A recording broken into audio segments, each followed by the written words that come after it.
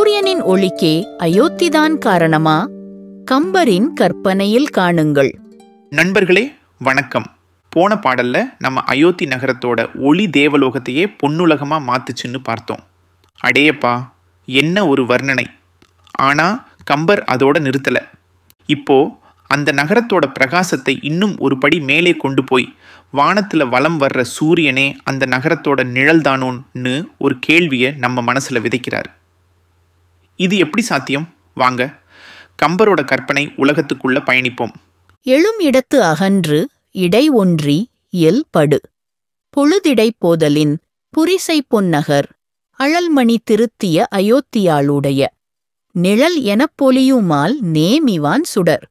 கவிஞர் கேட்கிறார், சூரியன் இருக்கானே நேமிவான் சுடர், அந்த வட்ட வடிவமா வானத்துல ஒளிரும் கதிரவன் அவன் எப்படி இயங்குறான் பாருங்க. எழும் இடத்து அகன்று காலையில உதிக்கிறப்போ மெதுவா மெல்ல தன் கதிர்களை விரிக்கிறான்.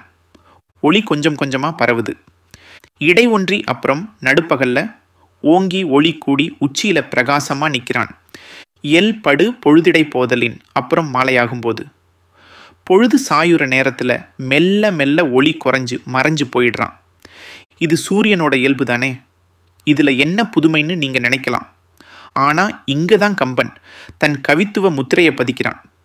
இந்த சூரியனோட ஒளி ஏன் இப்படி ஏறி இறங்குது தெரியுமா? அதுக்கு காரணம் புரிசை பொன் நகர் வட்டமான உயர்ந்த மதில்களை கொண்ட பொன்னாலேயே ஆன அந்த அயோத்தி மாநகரம்தான். அதுவும் சாதாரண பொன் நகரமா?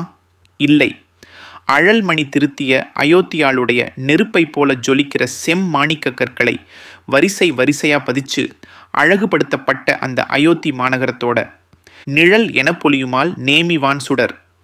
அந்த மாணிக்கம் பதிச்ச பொன் நகரமான அயோத்தியோட நிழலை போலத்தானாம் அந்த சூரியன் பிரகாசிக்கிறான். அடேங்கப்பா, என்ன ஒரு கற்பனை! அதாவது அயோத்தி மாநகரம் காலையில மெல்ல கண் விழிக்கும்போது அதோட ஒளிப்பட்டு சூரியன் மெல்ல உதிக்கிறானாம். அயோத்தி தன் முழு பிரகாசத்தோட நண்பகல்ல ஜொலிக்கும் போது அதோட நிழலான சூரியனும் உச்சக்கட்ட ஒளியோட பிரகாசிக்கிறானாம். மாலையில அயோத்தி மெல்ல ஓய்வெடுக்க தயாராகும் போது அதோட நிழலான சூரியனும் மெல்ல மறைஞ்சு போறானாம். சூரியனுக்குன்னு தனி ஒளி இல்லையாம். அவனோட உதயமும் உச்சமும் அஸ்தமனமும் கூட அயோத்தியோட ஒளியை சார்ந்துதான் இருக்குன்னு கம்பர் சொல்றார். சூரியனுக்கே ஒளி கொடுக்கும் அளவுக்கு அயோத்தியின் பிரதாபம் இருந்திருக்குன்ற எவ்வளவு அழகா சொல்றார் பாருங்க. சூரியனோட இயல்பான பயணத்தை அயோத்தியோட பெருமைக்கு காரணமாக்கிட்டார் கம்பர். ஆக போன பாட்டுல தேவலோகத்துக்கு ஒளி கொடுத்த அயோத்தி இப்போ சூரியனுக்கே ஒளி கொடுக்கிறதா கம்பர் வர்ணிக்கும் போது அந்த நகரத்தோட பிரம்மாண்டமும் கம்பரோட நிகரற்ற கற்பனை திறனும் நம்ம மெய்சில் இருக்க வைக்குது இல்லையா? இப்படி ஒரு நகரத்தை, இப்படி ஒரு கவிஞனை பெற்றது தமிழ் மொழியோட பாக்கியம்.